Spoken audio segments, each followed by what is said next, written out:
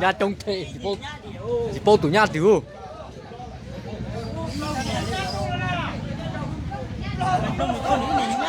giờ này nhà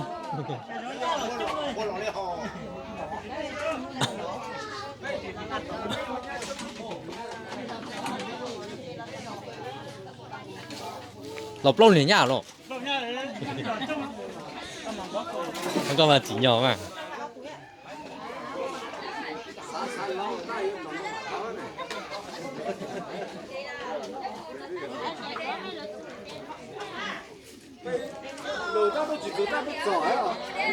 sát hồng à cái mỏ sát hồng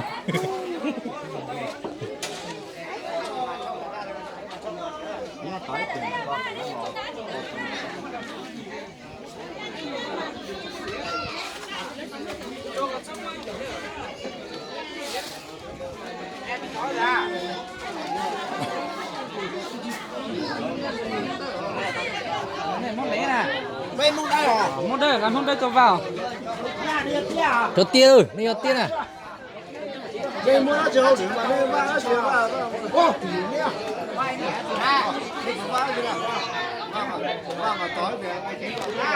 Cái kia.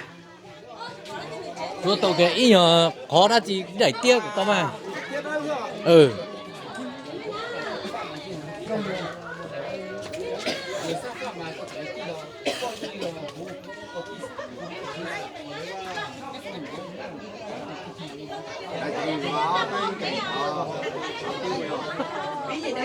ai cho con mua gì Đây ra chuyện gì? Một trái đi mà. Con mà giờ đây là lo như thế nào?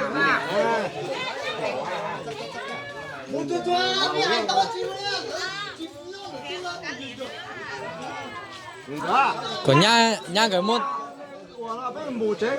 môn này cho khâu tiết thế này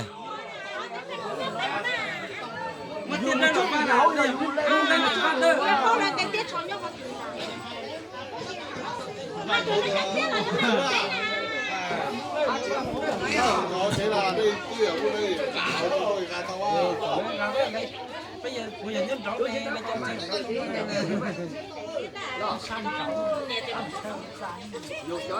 cho thế này rồi. Tư chỉ của cô yên. chú dụ con mà tàu mà Ôi là tại đây chỗ cả là gì? Không ạ. Cái chuyện là tao cho nó cho chị.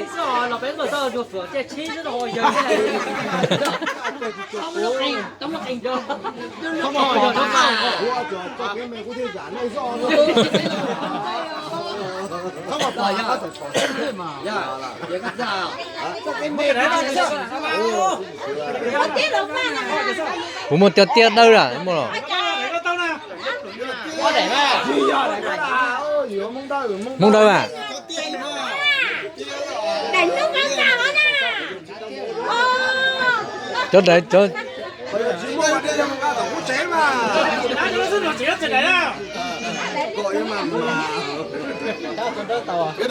tôi vừa đâu cho tiết đâu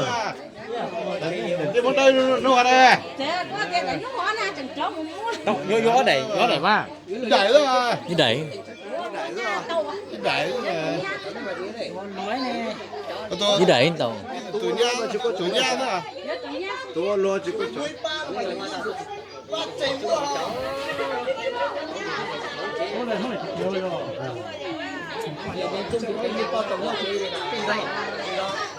Vô lời cái gì sao mà thấy thoát ra.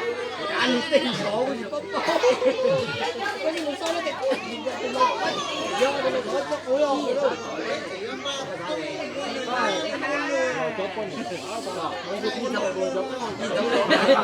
Tại vì tôi thịt nó, dạ, Nói cho họ vô. anh là mua này, có thấy số này rồi, tự nhiên tôi phá một sợi. Có đến lo luôn à. Đi lo đi. Đây cho nó mày gì hết.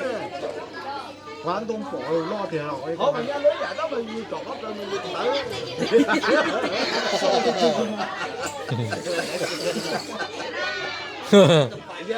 Hai đó vô hai đó vô phải vô. Còn cái là hai kiểu.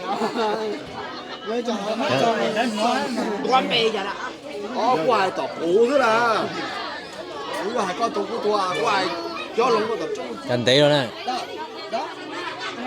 Đó, đó là đâu rồi tôi và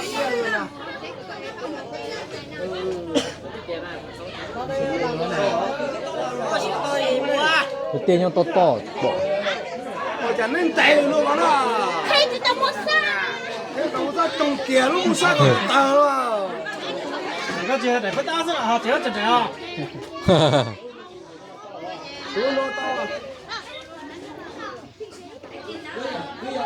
tôi lo chỉ lo cho chú lấy kia có của tao à cái chốt kia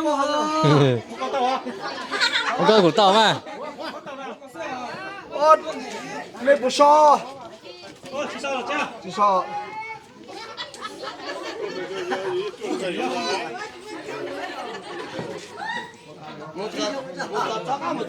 Một tờ lấy một tiêu nào nó lục cũng rất mama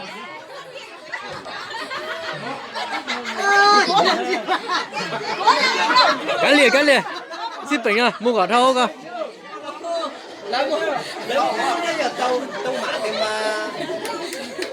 Bây giờ còn đang chết. ô tô của to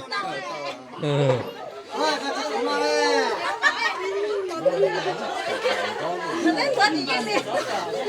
Nó đưa để cho chút.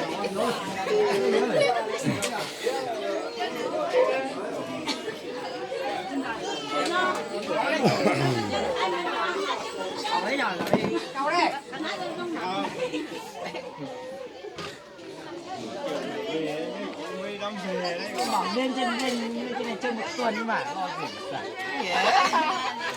đi làm đi một hai ngày nữa ăn hết một số